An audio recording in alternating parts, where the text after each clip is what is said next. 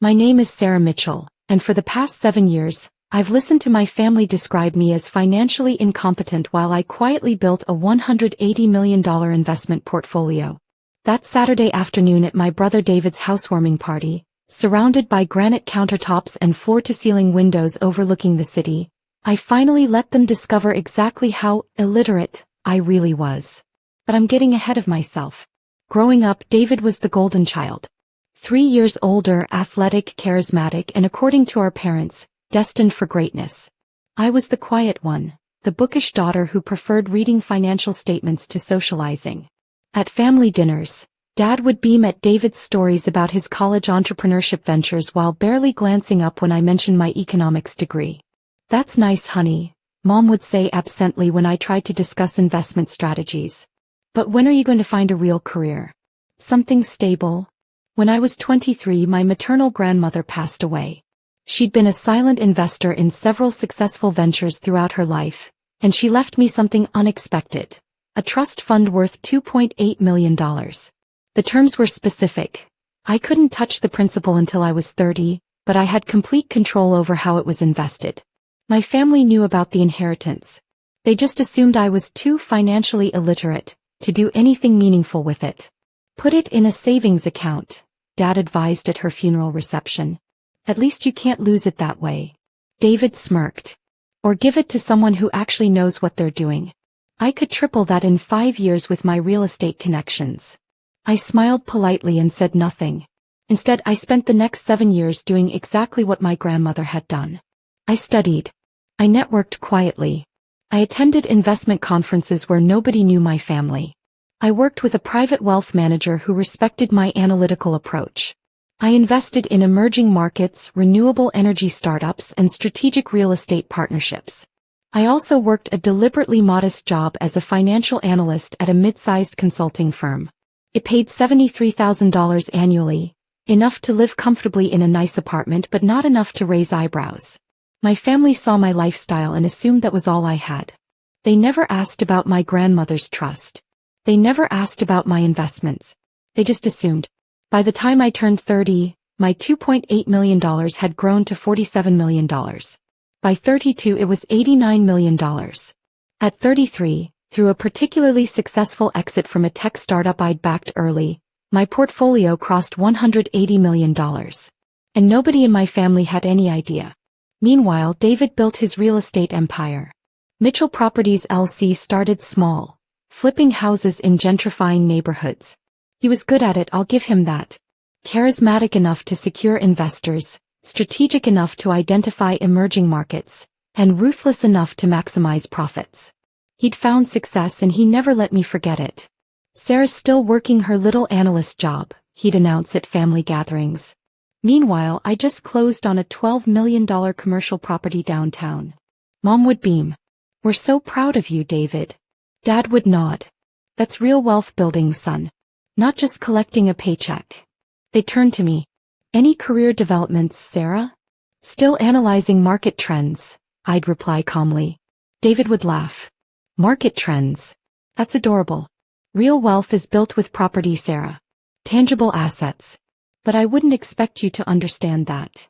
What David didn't know was that 3 years earlier, when his firm was struggling to secure financing for a major expansion, an anonymous investor had provided $15.7 million in capital. The terms were favorable: 8% annual returns, silent partner status, no operational control. David's attorney had handled the paperwork. A trust entity. Completely legal, completely anonymous. David never questioned where the money came from. He was too busy celebrating his success. I'd structured it carefully with my wealth management team. "If I ever need to withdraw," I'd specified, "I want it done cleanly. No warning, fully legal, maximum impact." My trust administrator, Patricia, had raised an eyebrow. "That's your brother's company?" "It is." "And he doesn't know you're the backer?" "He doesn't." She'd smiled slightly. "Understood." For 3 years I'd watched David build his empire on my capital. He developed 4 luxury apartment complexes, acquired 2 commercial office buildings, and just purchased a historic downtown property for conversion into high-end condos. At every family gathering he'd lecture me about wealth building. "You're 33 years old, Sarah," he'd said at Christmas. "Still renting. Still working for someone else. When are you going to build something real?" "I'm comfortable," I'd replied. "Comfortable is just another word for complacent," Dad had added. "Your brother owns $47 million in real estate. You own what?" "A 401k. I'd smiled and changed the subject. The housewarming party was supposed to be David's crowning achievement. He just purchased a $3.2 million penthouse in the city's most exclusive building. Floor-to-ceiling windows, chef's kitchen, rooftop terrace with skyline views. "This is what success looks like," he'd announced to the 50 assembled guests, family, investors, business partners. "You don't get here by playing it safe. You get here by taking calculated risks, by understanding how real wealth works." He gestured to the space. "This penthouse? I bought it in cash. No mortgage. That's the difference between people who understand investment and people who just exist." His wife, Amanda, had laughed. "David worked so hard for this." Mom had actually teared up. "We're so proud. You've built something extraordinary." I'd been standing by the windows, holding a glass of champagne, observing quietly. My cousin Jennifer approached. "Must be hard," she said sympathetically. "Watching your younger brother succeed like this while you're still, While I'm still what?" I'd asked calmly. "Well, struggling isn't the right word, but, still in that starter career phase. We all develop at different speeds." I'd sipped my champagne. "I suppose we do." That's when David had called for everyone's attention. He stood in the center of his living room, Amanda beside him, our parents beaming. "I want to thank everyone for being here," he'd begun. "For believing in me, for investing in Mitchell Properties, for understanding what it takes to build real wealth." His eyes had landed on me. "Some people in this room understand that. Some people get it. They see opportunity and they seize it. They don't just sit back and collect a paycheck hoping someone else will build their future for them." Several people had glanced at me. David had continued, warming to his theme. "Real estate isn't for the timid. It's not for people who are afraid to leverage, afraid to scale, afraid to think big. It's for people who understand how money actually works." He'd walked toward me, still addressing the room. "My sister Sarah, for example. Sweet girl. Works in finance, ironically. But she's what I call investment illiterate. Book smarter. But no understanding of how wealth is actually created." The room had gone quiet. I'd stood there, champagne glass in hand, face neutral. "Sarah still rents an apartment," David had announced. "Drives a 7-year-old Honda. Works her 9 to 5. And the tragic thing? She inherited almost $3 million 7 years ago. Do you know what she did with it?" He'd paused for effect. "Nothing. Absolutely nothing. Probably sitting in a savings account earning 1% while inflation eats it alive. That's investment illiteracy." Amanda had touched his arm. "David." But he'd been on a roll. Said, "Really? Some people are just born without that instinct. That understanding of how to make money work for you. Sarah's one of those people. Content with mediocrity, terrified of risk, totally clueless about wealth." He'd looked directly at me. "No offense, sis. But it's true. You're investment illiterate. You've had every opportunity, every advantage, and you've done nothing with it." Dad had nodded slowly. "It's a valid point. Sarah could have done so much more." Mom had looked at me with what I can only describe as pity. "Maybe it's not too late, honey. Maybe David could give you some advice." Jennifer had whispered, "This is painful to watch." The entire room, 50 people, had been staring at me. Some sympathetic, some uncomfortable, some clearly agreeing with David's assessment. I'd taken a slow sip of champagne. Let the silence stretch. Then I'd smiled. "Interesting theory." David had frowned. "Theory? Sarah, it's reality. I'm not trying to be cruel, I'm being honest. You need to hear this." I pulled out my phone. "You're absolutely right, David. I should be more strategic about my investments." "Exactly." He'd looked vindicated. Finally, some self-awareness. "Which is why," I'd continued calmly, "I'm going to make some portfolio adjustments right now." I'd opened my email app. 50 pairs of eyes watching me. Typed quickly. "Patricia. Execute withdrawal protocol for Mitchell Properties LLC. All capital, all accounts, immediate liquidation per contract terms." said. There, I'd said pleasantly. Portfolio adjustment made. David had laughed. What, did you just move your savings from one bank to another? That's not what I meant. His phone had started ringing. He'd glanced at it, frowned. It's my attorney. On a Saturday. He'd looked at me, then at the phone, then back at me. You should probably answer that, I'd suggested. He'd accepted the call, stepping toward the windows. Greg? What's? His face had changed. What do you mean, withdrawal notice? The room had gone very quiet. That's impossible, David had said into the phone. Our primary investor is a silent partner. The terms are locked for 5 years. He'd gone pale. 30-day exit clause? What are you? He turned to look at me. Who is the investor? What do you mean you can't tell me? I'd sipped my champagne. Greg, we have $23 million in active projects, David had said, voice rising. If that capital is withdrawn, he'd listened. Monday morning? But that's, how much? His hand had trembled. $15.7 million? That's everything. That's the entire expansion capital. Amanda had gripped his arm. David, what's happening? He'd ended the call. Stared at his phone. Looked at me. Sarah. Did you just? I'd smiled pleasantly. I told you. Portfolio adjustment. You. His voice had cracked. You're the anonymous investor? You've been, for 3 years. The room had erupted in whispers. Dad had stepped forward. Sarah, what is he talking about? I'd set down my champagne glass. David needed $15.7 million 3 years ago.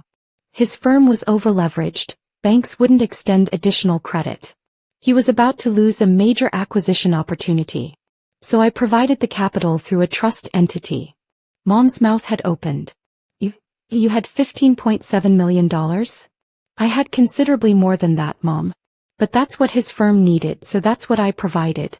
8% annual returns, fully legal, silent partnership.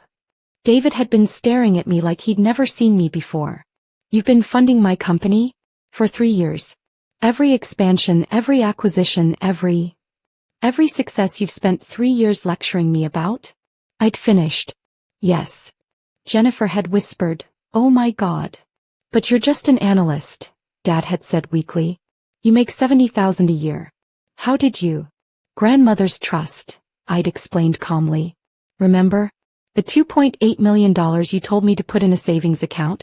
I invested it instead. Quite successfully, as it turns out. How successfully? Mom had asked. I'd paused. As of this morning, my portfolio is worth $180 million. The room had gone absolutely silent.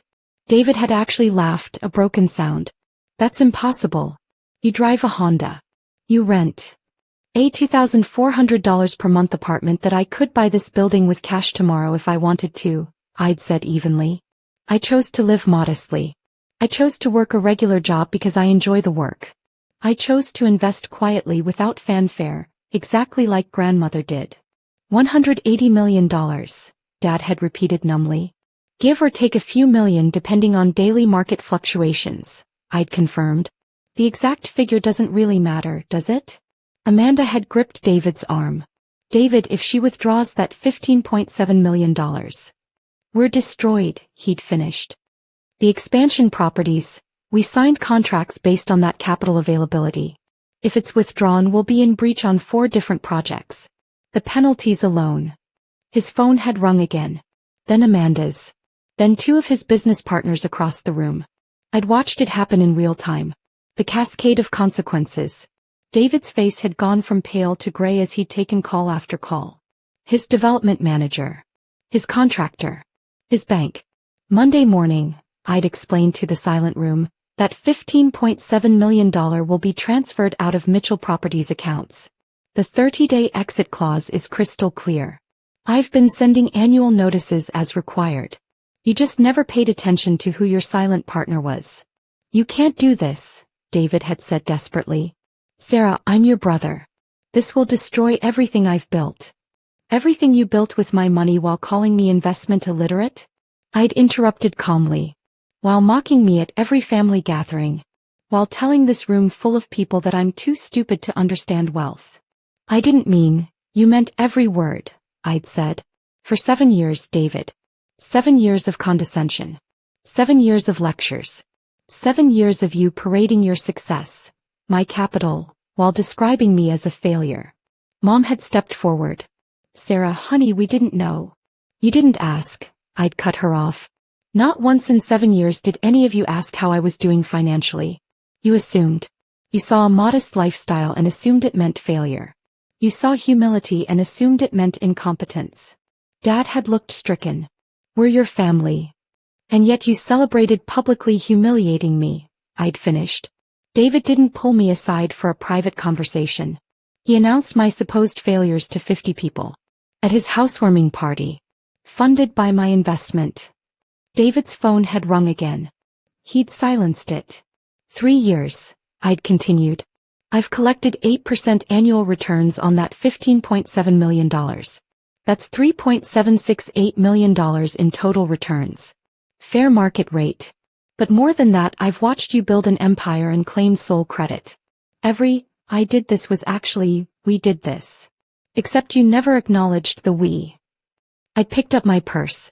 The withdrawal is legal, David. Your attorney will confirm that. The 30-day timeline starts Monday. You'll have time to secure alternate financing if you move quickly. Though with your firm's current debt-to-equity ratio, I suspect that will be challenging. Sarah, please, Amanda had said. We have employees, contractors, people depending on these projects. Then I suggest you start making phone calls, I'd replied. Because my capital is going elsewhere. There's a renewable energy startup in Portland that's quite promising.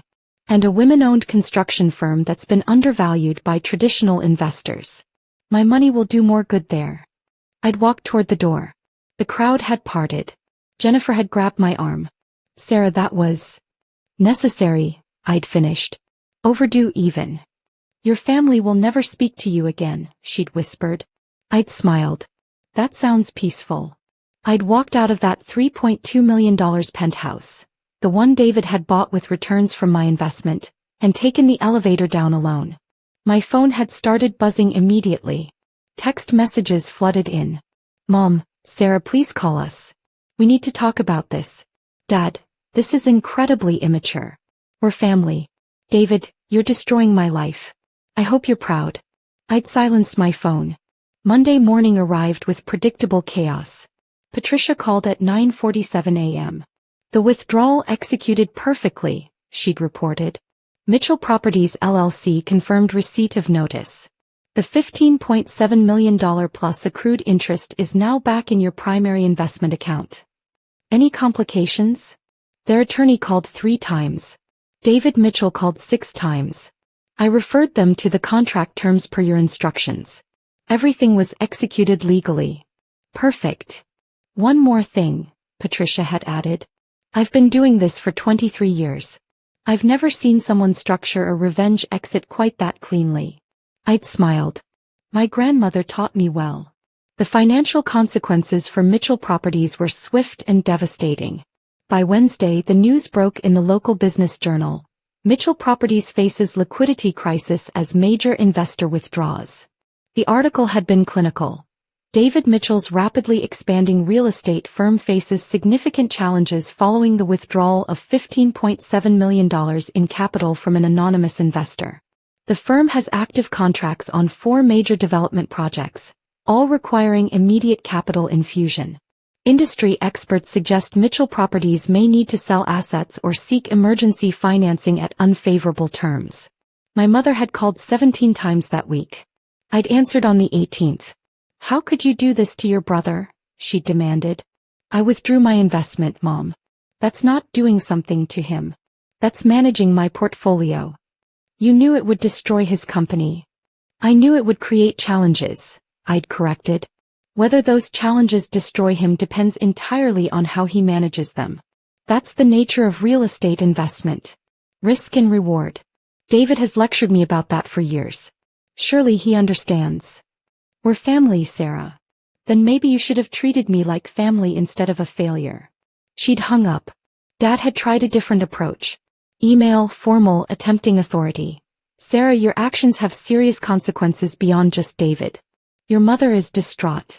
Family relationships are being damaged. I'm asking you, father to daughter, to reconsider. I'd replied, Dad, I reconsidered for 7 years. Every time David mocked me, I reconsidered. Every time you agreed with him, I reconsidered. Every time Mom pitied my modest life, I reconsidered. I've done nothing but reconsider. The answer remains no. David's calls had evolved from angry to desperate to pleading. I hadn't answered any of them. 2 weeks after the housewarming party, Jennifer met me for coffee. The family is imploding, she'd reported. David's scrambling for emergency financing. Your parents aren't speaking to you. Everyone's taking sides. Which side are you on? I'd asked. She'd smiled. The side that respects someone who doesn't take shit from people who underestimate her. Good answer. For what it's worth, Jennifer had continued, I've been watching you for years. I knew you weren't struggling. The way you analyzed markets, talked about trends, you knew too much to be as clueless as they claimed. I just didn't realize how much you'd accomplished. Most people don't look past the surface, I'd said. Their loss. She'd paused. David's going to lose at least 2 of those projects. Maybe 3. His firm might survive, but it'll be smaller. Humbler. Perhaps that's not the worst outcome. Your family thinks you're a monster. I'd sipped my lot. My family spent 7 years treating me like I was incompetent. Now they've discovered I'm not, and they're angry that I'm not solving David's problems for him. That says everything about them and nothing about me.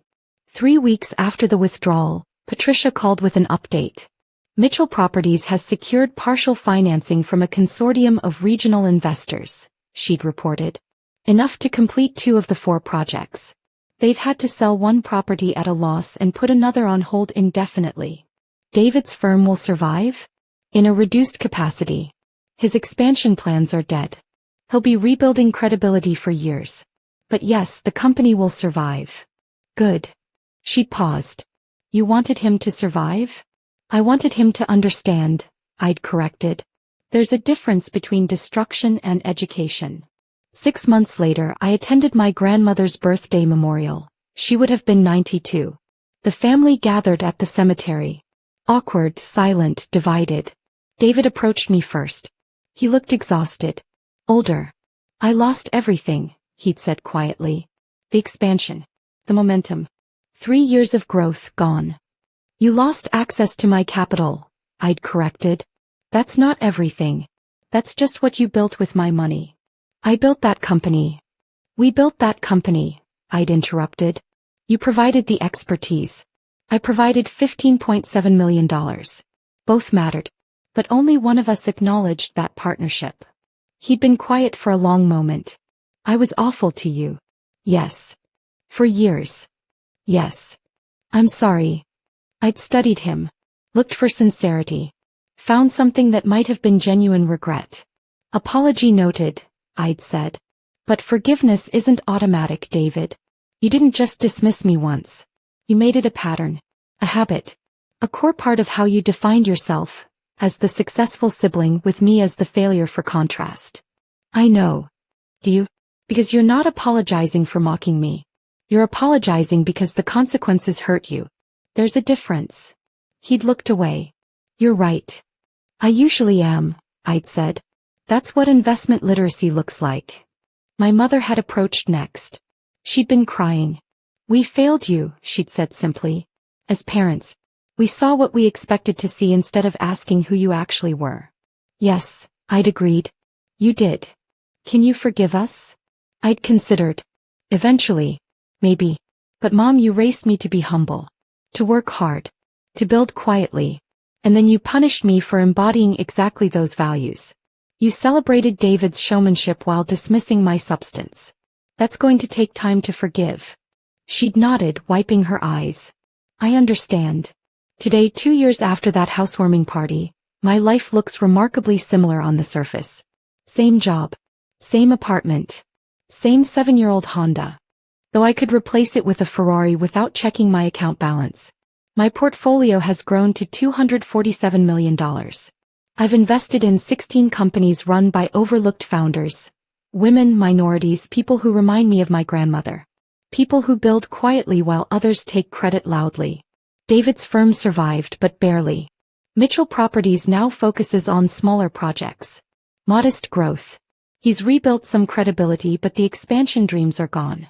He works longer hours for smaller returns. He emails occasionally. Updates on his life. Never asking for anything, never offering advice. He's communicating. Like he's trying to rebuild something he destroyed. I respond politely. Briefly. We're not close. We may never be again. But I'm not angry anymore. My parents have learned to ask questions. About my work. My investments. My plans. They're careful now, almost hesitant, like they're afraid of making assumptions. How are you doing? Mom asked last Thanksgiving. Well, I'd replied. I'm considering a significant investment in a sustainable housing development. That sounds wonderful, she'd said. And for the first time in my memory she'd asked, tell me about it? So I had. And she'd listened. Really listened. Progress is slow. Trust is rebuilt in inches, not miles. But I'm no longer the invisible daughter. The investment illiterate failure. The cautionary tale. I'm Sarah Mitchell. I manage a $247 million portfolio. I've generated returns that would make my grandmother proud. And I did it while my family mocked my competence. That housewarming party, standing in my brother's penthouse while he humiliated me in front of 50 people, I made a choice. Not to destroy him. Not to seek revenge. But to stop funding the narrative that I was less than I am. I withdrew my capital. I took back my power. I let the consequences teach the lessons I'd spent 7 years trying to explain with words. And in doing so, I discovered something my grandmother understood instinctively. Real wealth isn't just about money. It's about knowing your value and refusing to accept less than you deserve. Even from family. Especially from family. The money was always there. I just stopped letting them spend it while calling me poor.